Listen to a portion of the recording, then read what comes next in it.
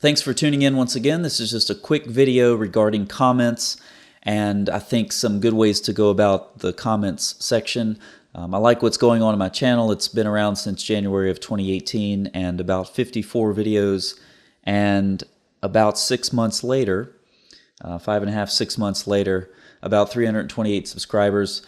So it's growing and it's reaching people, but it's not too large. I can still respond to just about every comment that's posted. It's very time consuming, which is why I'm making this video, to hopefully bring up some things that can help both sides. But I think that a lot of people who may go to other channels that are a lot larger, a lot more popular, don't get, don't get responses, whereas I'm able to respond on my channel just because it is a smaller community. But think about how much time you spend posting a comment, right? Okay. That's how much time I spend answering the comment, and I have a lot of comments to answer. So that's good. I mean, that's certainly one thing that goes along with the channel, but at the same time, I think there's some things we can do to help each other out, okay? So, number one, rigor, okay? My videos, regardless of whether you agree or disagree with them, I think everybody generally agrees that they're pretty rigorous, they're pretty in-depth, pretty detailed, and I expect the same from comments, okay? So this argument has not been used, but I'm just going to throw this out there as sort of a comical example, right? So Jesus in the feeding miracle in Mark chapter 6, the green grass is mentioned. They sat down on the green grass and they ate food, right? Well, green, well, that's Muhammad's favorite color, right? So it mentions green grass. Green's Muhammad's favorite color, therefore Muhammad is in Mark 6, right? Okay, that argument has not been used, but it's just an example of a really bad argument, okay? So I expect rigor in the comments, okay? And if you're going to bring an objection, please make it substantial, okay? That's how it gets interesting. Comments that aren't substantial, comments that aren't rigorous, are no more interesting than videos that I post that would not be rigorous or would not be substantial, right? But they are. I mean, that's why they're engaging people, and the comments need to be rigorous as well. Otherwise, you just come across looking rather unsophisticated. So, and it's a respect thing, really. I mean, I'm not going to produce videos that are disrespectful in the form of being insignificant, you know. And I would hope that the comments as well would, you know, have enough mutual respect to make the content substantial and make the the comment important and rigorous and one that is a result of some study and some intellectual expenditure. Citations. Please cite, no, not please, cite your sources. I cite my sources in my videos hundreds of times, and I will continue to do that, okay? Cite your sources. I don't care if you're quoting John 3:16, cite your sources. If you are quoting from an online article, okay, the longest comments that I get, I copy paste them into Google and you can see what article they come from. If it's not that exact article, it goes back to a source that a couple of online sites share in common, right? You can either say that or you can say that, you know, somehow there was some statistical fluctuation where two independent authors ended up writing the same thing, but that's pretty improbable. So even if you're commenting from an online source, just cite the source, okay? Don't copy paste without, you know, giving credit where credit's due. And I say that also because before I post videos on particular comments, I'm out looking at what Islamic apologists say. So if you're quoting from an article, there's a really good chance that I've already read the article and responded to it in my notes, and so I can just copy paste my notes. I mean, I have so much information that's just, you know, ready to go, and that would save me a lot of time as well. So cite your source no matter where it's coming from. Be focused and direct. This just helps me because this is how I think, okay?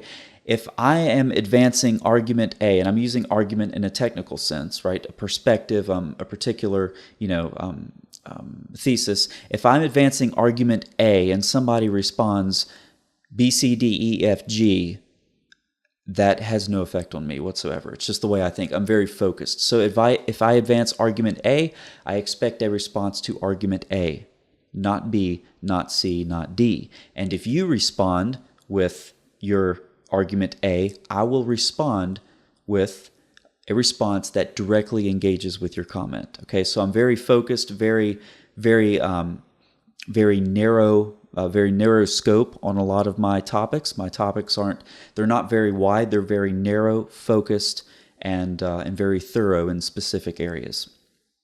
So honestly, when someone responds with a sort of just a scattergun approach, it comes across as evading the objection that I'm putting forward. Also, it has to do with being conscious of people's time. It really does. So, both my time, your time, everybody who's reading the comments, right? If we're talking about one topic and we're going back and forth on one topic, that's so much better for everyone involved than trying to go back and forth between 3, 4, 5, 6 topics in a comment stream. It just doesn't work like that. Okay.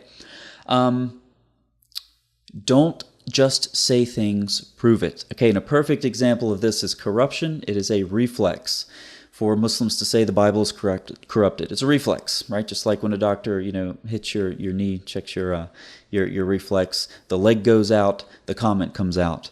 The Bible is corrupted all the time. I've never met a Muslim who doesn't claim this, and I've also never met a Muslim who has any sort of explanation for how this happened. Okay, none. They can't tell you where it was corrupted, by whom, when, how. They can't tell you how somebody ran around to thousands of manuscripts and corrupted them with nobody knowing about it, right? But it's just there. Again, it's one of those unproven statements that people make. And so please don't say something without providing some sort of evidence for it. And that goes along with citations. If I see a really long comment, I'm a pretty good speed reader, and I can speed read the comment. If there are no citations in that comment, there's a really good chance the person is just making, basically stating things that they can't support. And I don't think anybody's really interested in that type of discussion. Again, we want to be rigorous, cite our sources, and prove what we say. It all kind of goes along together. Okay, the spam folder, the likely spam folder in YouTube. I did some research because I wanted to find a rhyme or reason to how this thing works. And after doing some research, I found out that there is no rhyme or reason to how this thing works. So basically, when I get a comment, which this happens probably dozens of times a day, and I'll check it once a day or once every 2 days, and people will post comments that don't show up. It's because they're in the likely spam folder. They get sent there on some arbitrary requirement in YouTube, or requirements. I don't know what the requirements are. Comments that go to the likely spam folder typically are lengthy comments. Okay, so if you're copy pasting from a whole website, page, then there's a really good chance your comment is going to go into the spam folder. Out of the whole time I've had my channel for the last several months, only one comment has actually been spam, and it was some advertisement for something which I just deleted and blocked the user. So hundreds of comments, literally, have been perfectly fine, and I've released all of them with the exception of that one advertisement. The only thing I can say to keep your comments out of the spam folder is to keep them to some sort of a reasonable length, whatever that is. I don't know. I can't tell you because YouTube doesn't seem to have any hard, fast definitions of these things. Maybe 2 paragraphs or something. I don't know. But if you're going to copy paste a whole web page, your comment's going to go to the spam folder. That's how it is. Okay. Now, once it gets in the spam folder, okay, so it's the likely spam folder, and then all the comments, and then just checkboxes. And if it's not spam, which they never are, with the exception of the one comment, then I just click the checkboxes all the way up and down, and it releases them. Okay, but if it's a conversation that you and I were involved in, once you release it from the spam folder, it's gone. It's gone out of the spam folder, and it's posted publicly on whatever video is associated with. So if you and I are talking, and one of your comments goes into the spam folder, I have to go there and release it, at which point it's gone, and I have to remember what video it was associated with and what comment string it was associated with on that video, and then I have to go there manually and respond to it. I'm saying all this to say, please do what you can to keep your comments out of the spam folder, because it really costs me a lot of time. It's really inefficient. It's going to happen, okay? YouTube is so arbitrary that it's going to happen, but some things I think you can do to keep your comments out of the spam folder is a reasonable length. Let's, 2 paragraphs. And if someone wants to post a test on this video, post a paragraph of text and then another comment with 2 paragraphs and 3 paragraphs and 4 paragraphs, I'll let you know which one goes in the spam folder. But don't do it on the same day, because there's also a time limit. If a single user posts comments within a certain amount of time, whatever that is, whatever YouTube says it is, then it goes to the spam folder again. So I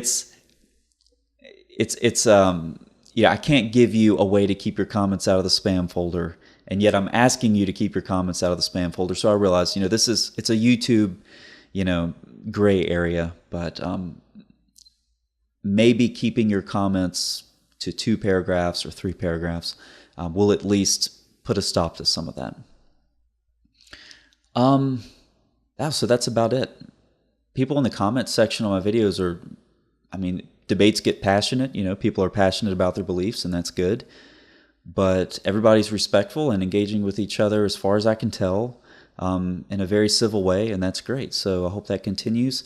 As far as me personally, I'm very direct. I'm very honest. But I do this thing all the time with engaging with people who don't believe the same thing as I do. I spend more time talking to people who don't agree with me than people who do. So I don't get mad. I don't get emotional about this stuff. But if I come across that way, it's just because of the way I talk. Very direct. If I don't agree with you, I'm not going to take 2 paragraphs to tell you that. I'm going to take 1 sentence to tell you that, and I'll tell you why. So that's just how I think about things. Focused, direct, keeps the comments shorter, keeps things flowing. So rigorous, cite your sources, be focused, don't just say things, prove it, and maybe keep your stuff out of the spam folder, if at all you possibly can.